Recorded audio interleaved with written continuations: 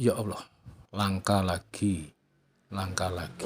Sebelum mulai, alangkah baiknya like, subscribe, dan bunyikan lonceng dulu, karena semua ini gratis. Terima kasih. Ini yang bisa kita rasakan setiap hari. Dan kita lihat setiap menjelang bulan Ramadan, juga menjelang Hari Raya Idul Fitri, berbagai macam kebutuhan pokok pangan kita selalu harganya naik, naik, dan naik. Kalau tidak naik, ya langka. Sekarang ini kita sedang menghadapi kesulitan minyak goreng. Toh kalau ada minyak goreng, harganya terlalu mahal, apalagi yang kemasan. Minyak goreng yang curah, yang katanya mendapat subsidi dari pemerintah dengan harga Rp14.000, faktanya di pasar itu barang tidak ada. Sehingga kita lihat pemandangan yang sangat menyedihkan. Warga antri berjam-jam hanya untuk mendapatkan minyak goreng 2 liter. Kalau saya boleh berpendapat bahwa di negara kita ini ketahanan pangan kita masih sangat lemah. Tidak hanya minyak goreng, ternyata menjelang Lebaran ini harga-harga kebutuhan pasar, kebutuhan pokok naik. Harga cabai naik, harga bumbu-bumbu naik, dan lain sebagainya, termasuk harga daging sapi. Ini sungguh ironis. Ini artinya pemerintah, khususnya Menteri Perdagangan, gagal dalam mengelola perdagangan ini, sehingga harga kebutuhan pokok tidak bisa terkendali, distribusinya lambat, stoknya kurang, sehingga terjadi gejolak harga. Kalau kita melihat ke belakang, kita ini ternyata juga lemah dalam hal penyediaan kedelai. Kedelai sebagian besar kita impor dari negara asing, Amerika Serikat. Beberapa waktu yang lalu, harga kedelai juga naik. Barang langka, sehingga produsen tahu dan tempe menjerit, bahkan menutup usahanya beberapa hari karena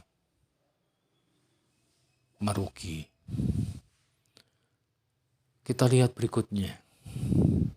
Ternyata kita setiap tahun harus mengimpor beras. Ini kebutuhan pokok pangan kita. Kemudian kita perlu juga mengimpor gula pasir. Kita juga perlu mengimpor jagung dan sebagainya. Artinya ini kita selalu mengimpor yang sebetulnya Bapak Presiden Jokowi sangat marah dan sampai mengatakan kita ini bodoh. Ungkapan yang disampaikan ini betul-betul menunjukkan kejengkelan dan kemarahan beliau.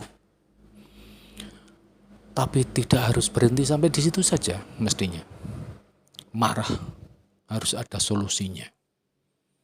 Apa yang harus kita lakukan supaya ke depan hal itu tidak terjadi lagi?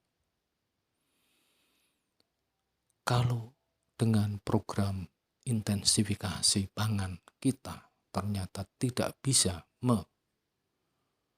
cukupi sehingga kita harus mengimpor, maka harus ada jurus lain, yaitu ekstensifikasi.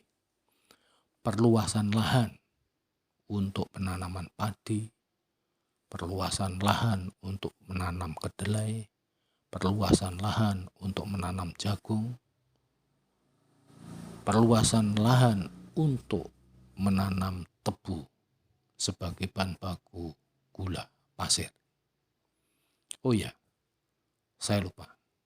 Ternyata pabrik gula kita banyak yang tutup. Ini tutup karena bangkrut atau tutup karena memang tidak ada bahan baku yang dikelola, yang diproses. Kalau tidak ada bahan baku yang diproses, artinya kita perlu mencari lahan baru. Pemerintah harus mencari lahan baru di luar Pulau Jawa misalnya, dan di sana kita dirikan pabrik gula yang baru, sehingga ke depan kita tidak lagi mengimpor gula dari luar negeri. Sekali lagi, ketahanan pangan ini sangat penting untuk membuat ketahanan pangan kita perlu melakukan suatu tindakan yang sungguh-sungguh. Karena kalau kita mengimpor, terus mengimpor, maka suatu saat kita akan bisa dimainkan oleh negara lain karena kita tergantung dengan orang lain atau negara lain itu.